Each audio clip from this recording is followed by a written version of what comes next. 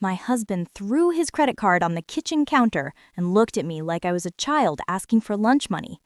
"You really think you can survive without me?" he said.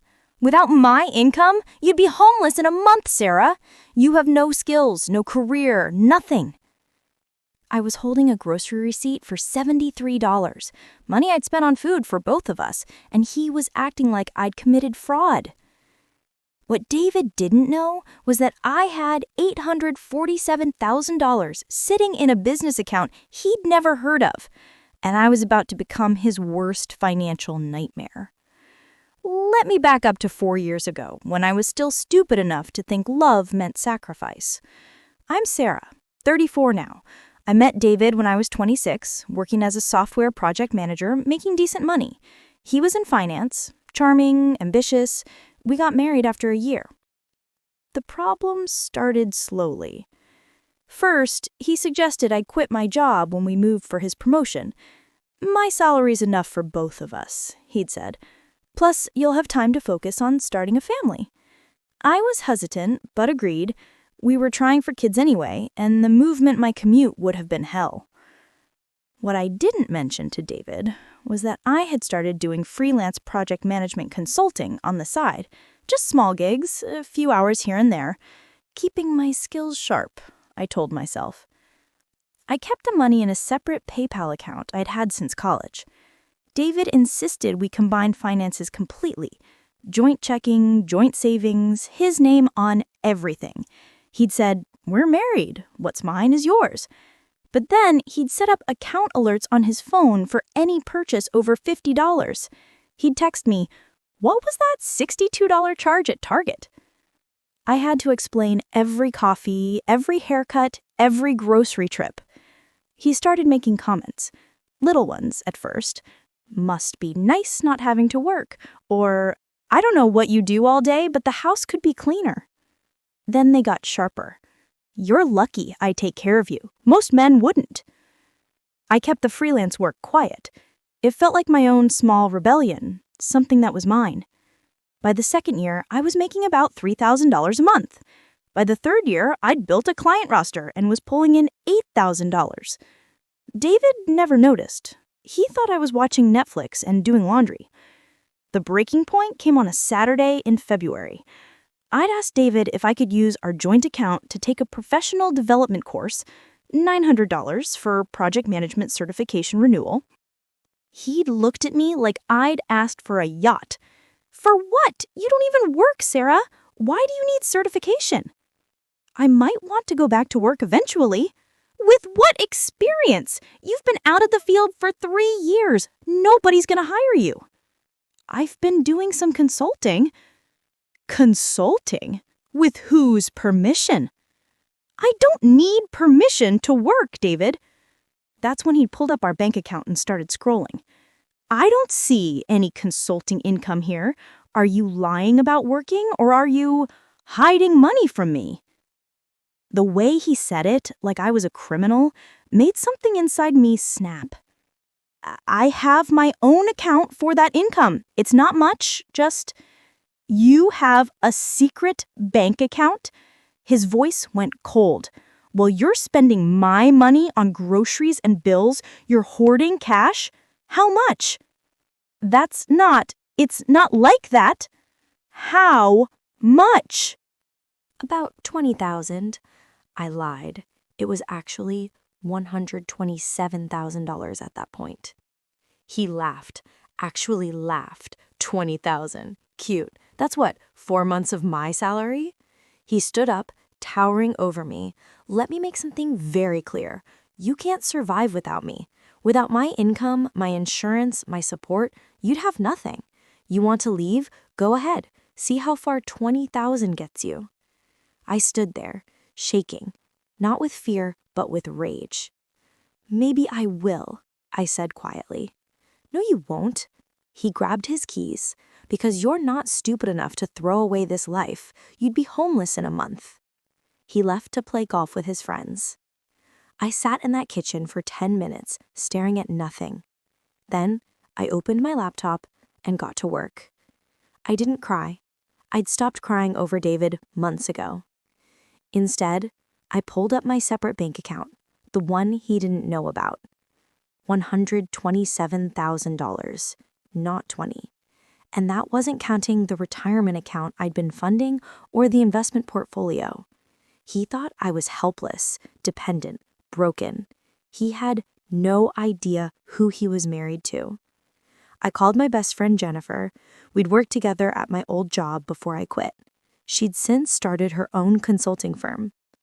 Jen, I need advice, and maybe a lawyer. Say less. Come to my office Monday. That weekend, while David was on the golf course, I worked. I documented everything, every condescending text message about spending, every email where he denied me access to his money for basic things, screenshots of our joint account showing his personal purchases, $400 golf clubs, $200 dinners with colleagues, a $3,000 watch, while questioning my $30 grocery runs. I pulled up our credit card statements going back 3 years. David had been spending an average of $4,000 a month on himself. Meanwhile, I had records of him denying me a $75 dentist copay because it wasn't in the budget.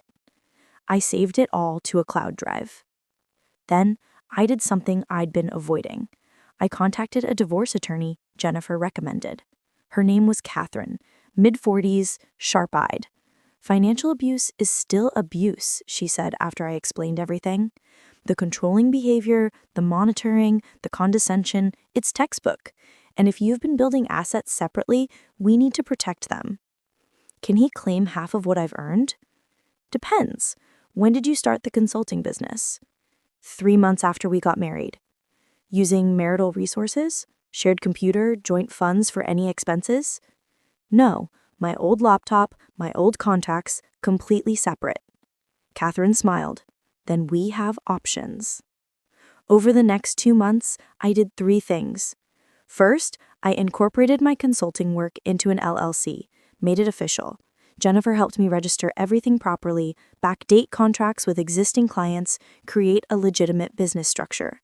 Second, I landed the biggest contract of my life, a 6-month project management gig with a tech company.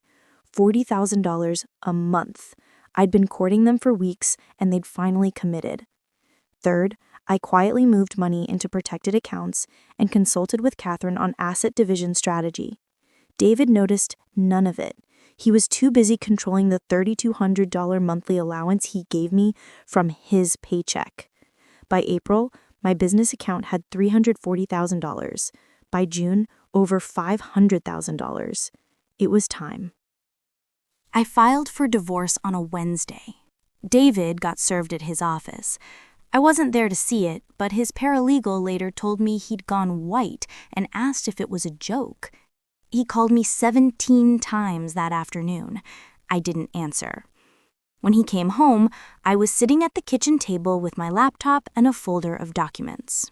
"What the hell is this?" He threw the divorce papers on the table. "Exactly what it looks like." "Over a fight about money? Are you insane?" "No, I'm done." "Done? Sarah, be realistic. You can't afford to divorce me.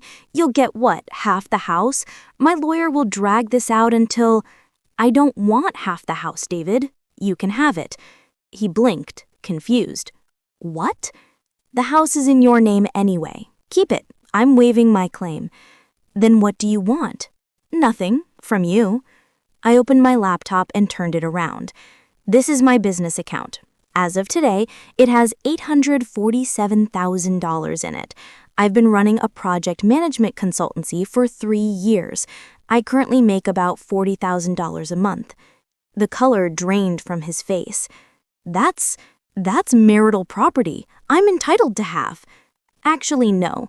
I started the business with my own resources, kept it completely separate, and you've spent 3 years telling me I have no skills and no career. I have emails, texts, and recordings of you saying I contribute nothing financially to this marriage. My lawyer thinks a judge will find it very interesting." His mouth opened and closed. "You told me I'd be homeless in a month without you. I bought a condo last week. Cash. Downtown. 2 bedrooms, parking, view of the river. It's under my LLC, so it's not marital property either. You can't. I already did. David sat down heavily. I'd never seen him look so small. He said slowly, "This whole time, you've been lying to me. I've been protecting myself. There's a difference. By hiding money, you monitored every dollar I spent, David. I had to justify buying tampons. You made me feel like a burden while spending thousands on yourself. That's not a marriage, that's control. I took care of you. You tried to trap me. There's a difference." He leaned back and I saw it, the moment he shifted from shock to calculation. Fine. You want a divorce? You'll give me half that business account, half the 401k, and spousal support since you clearly don't need it. I'm not giving you anything, I said calmly. Catherine already filed a motion showing financial abuse patterns. Every receipt you questioned, every purchase you denied me, every condescending comment about my worth, it's all documented. You want to go to court and explain to a judge why you need half my business that you called imaginary? His jaw clenched. You're bluffing. I pulled out my phone and played a recording. His voice, clear as day. You have no skills, you'd be homeless without me. I have 17 recordings like this, plus 3 years of financial records showing disparate spending. He stared at me like he'd never seen me before. Maybe he hadn't. Sign the papers, David. Walk away with your precious house in your ego. Or we can go to court and I'll show everyone exactly who you are. There's one more thing you should know, I said, pulling out another folder. His eyes narrowed. What now? Remember when you got that promotion last year? Senior VP at the firm? What about it? I know why you really got it. I slid a document across the table. Your college roommate, Marcus? The one you said you lost touch with? David's face went pale. He's CEO of the parent company that owns your firm. You've been having monthly golf games with him for 2 years. I have photos, calendar records, everything. That's not... You didn't earn that promotion, David. You got it through nepotism, while telling me I had no skills. I smiled coldly. Marcus's wife, Angela, she's one of my consulting clients, has been for 8 months. She told me everything. The irony was perfect. While David had been diminishing my work, I'd been networking with the wife of the man who'd handed him his career. Angela thinks very highly of my skills, by the way. She's recommending me for a board position at their foundation, pays $150,000 a year. David looked like he might be sick. He signed the papers 2 weeks later. David kept the house and his retirement account. I kept my business, my condo, and every dollar I'd earned. No spousal support either direction. Clean break. His friends were told we grew apart. I didn't correct the narrative. I didn't need to. Within 3 months, word got around in professional circles. Not from me. Just the natural gossip of a woman who'd secretly built a $1 million consulting business while her husband thought she was watching daytime TV. I got invited to speak at a women's entrepreneurship conference. Then another. My client roster doubled. David's firm restructured 6 months later. His nepotism-earned promotion got quietly rescinded during reorganization. He's back to being a mid-level director. I hear he's dating someone new. I hope he treats her better, but somehow I doubt it. It's been 14 months since the divorce finalized. My business crossed $1.2 million in revenue this year. I hired 2 employees. Jennifer and I are talking about merging our firms. The condo's value appreciated 18% already, downtown real estate boom. I still think about those years sometimes, how small I felt, how I'd started believing the things David said about me. But here's what I learned. Financial abuse works by making you believe you're incapable. The moment you realize you're not, the power shifts completely. I didn't get revenge by destroying David. I got it by becoming everything he said I couldn't be. Turns out, I didn't just survive without his money. I thrived, and that, seeing me successful, independent, unbothered, hurt him more than any revenge scheme ever could. Sometimes the best way to prove someone wrong is simply to prove them wrong.